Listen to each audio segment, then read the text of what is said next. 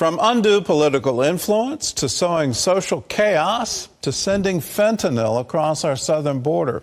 These are accusations an investigative journalist and author is making against China. CBN's Gary Lane spoke with Peter Schweizer about the Chinese Communist Party's efforts to undermine America.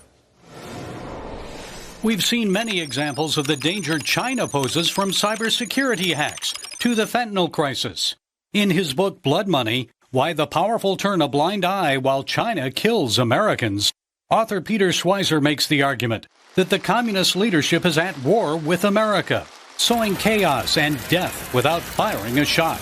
China has a strategy, they call it disintegration warfare, that says, look, we don't want to have a kinetic fighting war with the United States because that would lead to all kinds of disruption and damage in China. So we're going to try to beat them by not going to war, but by undermining them nonetheless. Schweizer sees the Chinese Communist Party employing the tactics of ancient military strategist Sun Tzu. In The Art of War, he teaches an enemy can be defeated without having to fight. They're doing this by sowing social chaos in the United States. They're literally killing Americans with fentanyl. The Mexican cartels are the junior partners. This is a Chinese operation. And they are engaging in other activities that are designed to tear America apart, and it seems to be working. As fentanyl has continued to pour across the U.S. southern border, the CDC reports that in 2023 alone, the drug led to the deaths of more than 112,000 Americans. Schweizer writes that this ongoing crisis can only continue through political corruption. He claims to have found a link between gang leader Zhang Anli, also known as White Wolf, and the Biden family. White Wolf has a business partner who gave the Bidens in 2017 a $5 million forgivable loan that the Bidens have never repaid. So you literally have 1 degree of separation between the first family of the United States and this poisonous fentanyl trade. Schweizer believes this could be a reason why President Biden has not been more aggressive in confronting China on the fentanyl issue. We need to remember that the bribery and corruption statutes in the United States say even if the actual politician doesn't get a dime, if his family member profits, that in and of itself is corruption. Schweizer alleges China has financial ties with members of both major political parties in the United States, including outgoing Senate Minority Leader Mitch McConnell.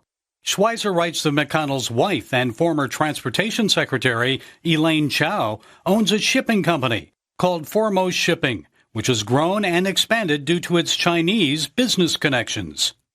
If Mitch McConnell as a senator were to do or say something that particularly angered Beijing, they could destroy the family shipping business overnight. That's the kind of leverage they have and the kind of leverage that they use. As to the allegations, a spokesperson stated that Chao had not been involved with her family's business for over 40 years. And deemed the allegations as spurious and deliberately malicious. According to Schweizer, his most surprising discovery is the involvement of 2 Chinese billionaires in inciting this division and chaos. He argues that Roy Singham, the founder of ThoughtWorks, and Joe Tsai, the co-founder of Alibaba, have invested millions in radical cultural causes, such as the transgender movement. Alibaba is a Chinese e-commerce company similar to Amazon. But unlike Amazon in the United States, this is a business that's closely wedded to the Chinese government. What's troubling about these actions is not only their support of the cause, but the fact that they don't actually advocate for these causes in China itself, which leads me to believe that they see it more as a disruptive force in American society than something that they actually embrace as a belief system. What can be done? Schweizer believes the country must first deal with Chinese political influence in Washington. After that, Americans need to be aware of what is going on. He says if people stay informed and are equipped, they can win this war for American hearts and minds. Gary Lane, CBN News.